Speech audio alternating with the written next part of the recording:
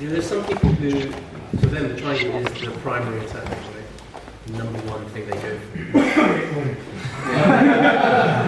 Actually, if you look at the people who do that, they don't shoot for the triangle straight away. I don't know if you noticed from that drill, but it doesn't take a lot for the person in guard to just go, nah, you're not having a triangle, and they sit like this. And where's your triangle now? If you can't even reach the head, it's quite easy to defend the triangle if you see it coming, right? So the triangle is a really, really awesome finish. I mean, the president of the company accepted as well. You know that when you get caught in a really good triangle, it's bloody hard to bust out of it. And as it gets tighter and tighter and tighter, it's just feel your head's going to pop off. So it's worth making sure it's one of your weapons. But if you want to use it as a primary weapon, you've got to set it up right. Okay?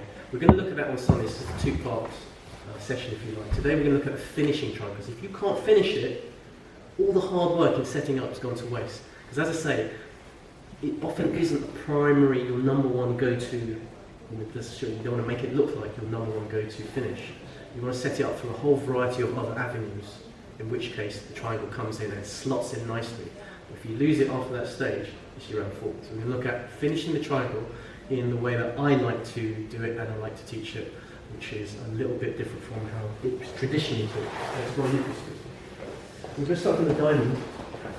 Always remember, with the triangle, there are two enemies to making a sextile. Number one is posture. Posture is your number one enemy. Number two is angle. I really need to finish kind of like this, perpendicular to him. Really. You can finish triangles from here, we'll look at those later, but they are harder work and they are less successful.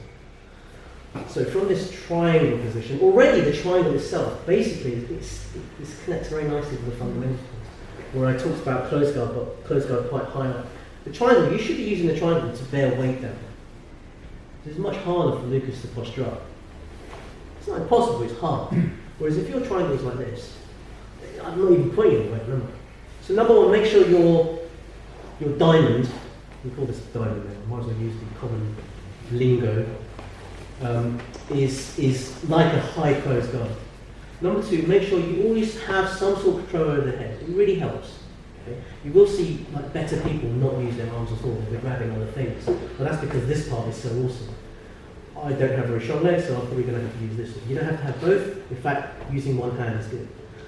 What you can do is you can even test this from here on. So what I want everyone to do is this initial part is, because this is so crucial to the successful triangle posture, is start in the diamond, but make sure your diamond is high up and bearing down weight on him, and you are cupping either one hand or two hands on his head, just like you would close guard. You know that tight close guard we did here. And ask your opponent to posture out of this way. And you don't even have to use much strength. I'm not using strength. I'm just clamping him. I'm just kind of holding him like a baby grip. It also helps with a little twist of the head, same as close guard that we did. I wish I could bring you guys in if you want to have the fundamentals. Right, and from there, then just ask your opponent to posture out this. And already you are winning the triangle battle, because it is going to be battle. He knows the triangle's coming. He's not going to want to be here. So that's your first drill. Is that all right? I think it's quite simple. We'll start off with that. You don't want to see that. It's quite yeah. Okay, 1, 2, 3. Let's go. Back triangle, good triangle, okay? Or beginnings of a good triangle. At the moment, I haven't talked about this arm. This arm can play a part. We'll talk about that in a minute. At the moment, we're looking at the two enemies of triangle. Number one, posture. Well, we talked about that by doing this properly. Number two is angle. Well, I need to change an angle. So what I'm going to do is grab my shin. Now I can release this foot, put it on his hip, and I pivot round. Okay. Now, previously we used to talk about the triangle about your shin forming a bar parallel to his neck and bearing down. It's much better to think of why you're doing this, because this actually doesn't serve a purpose. It's your hamstring that is the operable unit. Because when you are like this, there's a gap here. When you change the angle, you are able to exert your hamstring into his neck, which is what is causing the strangulation. Okay, that's part one of the leg aspect. The other part is this one, locking that in and creating a tightness so that his shoulder goes into the other side of his neck, creating strangulation on both sides of the arteries. So we're going to start from our diamond.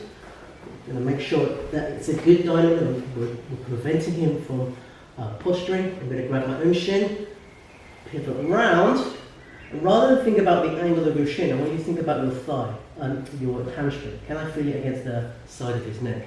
You can feel my thigh there, can't you? Yeah, I can certainly feel it. Now I'm ready to lock it in here, and we have the beginnings of the finish. All right, I'll carry on. Final thing to secure your angle, because he's going to want to square up, is to get a little underhook on his arm or his leg. Or we're talking about more advanced versions of that, but the arm is fine, and that allows you to secure your place here. And then the final finish is, sorry Lucas, this one goes down, tightening everything up. And unfortunately for Ukis, if it's done right and practiced right, there's no easy way to do it. It's not nice. We're going to do it again. Slide the gas off. Can you show us a video? Take the gas off a little bit. But I saw who was speaking. Yeah. There's no let's do it the gentle way, because you're not learning the triangle then, unfortunately. You can sort of simulate arm bars, but triangles you kind of have to feel it in that aspect. Okay? So number one, make sure you guys sitting there can see around here, because the action will walk down. And no, Literally move 2 centimeters. Maybe I should teach from there. Right, okay. So we're going to start from the diamond, and it's a good diamond because you've worked a very good posture control. You grab your own shin, because if you just open the leg up and spin around, it recognises that there's an opening. You don't want that to happen. With posture control, I need one hand to be up to grab my shin, and even if I let go here, it's still doing the job. Okay, so find the angle, and I want to make sure my hamstring is connecting to his side of his neck. If you're not feeling the hamstring, okay, or maybe you just feel his chin, you can sort of adjust later on, but it's much easier to adjust now. Feel that pressure there. Now I bring it up and over. Notice my feet. They're not ballerina feet, they're jiu-jitsu feet. This is important. Okay? Now the final part is to secure the angle under the arm and squeeze. Notice I haven't talked at all about this one. Okay? At what part do you lock your feet to jiu-jitsu feet? Good question. Probably from here. Once I've got the diamond, I'm not letting go at all. I'm always working. Maybe there's a little adjustment here just to slip it over, but I'm back to jiu-jitsu feet. It's quite hard to maintain this like for minutes at a time, but fairly easy within, say, the 5, 6, 7 seconds it takes to set up the stronger. But every aspect of this is important to the success. Everyone happy with that? Did you see that? Any questions? No? Everyone understands? So still perfect, right? 1, 2, 3. Let's start from the diamond. Again, we're not talking about setups, we're just talking about the finish. Once you secure the finish, the setups are a separate matter. Okay? So we're going to look at the diamond, nice high diamond, posture control. Make sure you close the loop before opening up your legs. I spin around. It doesn't have to be a massively extreme angle at this stage, but what I want to do is make sure my hamstring or the abductor is making contact with his neck. I feel that it's made contact with his neck, and now I can close the loop again. And then my hands are free to keep the head, because he's always going to try and bust out of this one. So I'm going to release it now, just for demonstration purposes. So, traditionally, a lot of people will say, let's talk about his arm. I've taught this myself as well. There's an argument that suggests it's not that important. But the main thing is when you find out yourself in sparring. This bit, you want to go over here, right? And then you finish with the triangle. How many people actually let you do that? Despite how good your locking off is, how many people are going to let you? It's really hard. I mean, I could do a drill where I ask you to try that out, and you can see for yourself. People know that once the arm is over, it compresses the shoulder muscle into the neck even more. So even when you try the triangle, you find a lot of people just resist by dumping their elbow in and not letting you finish it off. So you have to find ways of finishing the triangle, because you don't want to waste your figure 4 position here. You have to almost explain, if they're quite novice and they're not aware of what they're doing with the arm, yeah, you're going to do that and then you finish it off. And this makes your triangle finish easier, because look at it, it's so compressed here. Alright? But if it's here, which is a very, very common, even from very early stages onwards, people realise that they don't want to be triangled with their arm across, so you dump their elbow here. As long as this is integral, you can finish it. So one way to finish it is you just release up and squeeze. And what you're trying to do is push that shoulder into his neck. At the moment there's a gap of about that much. If you're doing a squeeze here, you're trying to compress everything in. That's really hard work. Not everyone taps to that, and sometimes they've got such strong shoulders, not Lucas, but other people. When you do this, the shoulder hasn't moved to the neck, the gap is still the same. So, but it's worth trying because you're not necessarily risking anything. Even if you don't want to stop holding the hair, you can just hold hair and try to squeeze hair. Nothing happens, this is the next stage you're going to do. Keep the head down, you must keep posture control. And you're going to switch to the alternative figure 4 hair. And what you find now is that this is a far more powerful weapon to push the shoulder into his neck. If Lucas just pushes up. See, previously I was here, and all I was relying on was trying to do this into his neck. When you switch the figure 4 position, you're able to squeeze, see how his neck, shoulder moves in. So, let's begin again from the diamond. Okay, posture control. Okay, I'm trying to get a good triangle, but this elbow is jammed in here. Okay, I'm going to do this, I'm going to do this, I'm going to do teepee. No, not been working. Switch to the other version of the triangle. Okay, and you could even just squeeze from here and get it, or you can try the teepee. You get it for that, you'll definitely get it, and it's horrible. So you've got options. You've gone from this triangle to this triangle, but the arm has stayed where it is. Yes? Do you want to see that? Hey, jeez, I could have got his dad involved, but he's too nice, Steve. So, No, he doesn't. I'm waiting for a good one. all these options, he can say, yeah, no, I want to see him on a bigger person. Yes? There was no hand on calf on that last one. Was that what it was? Oh, Sure. no, because I had my hand on his head.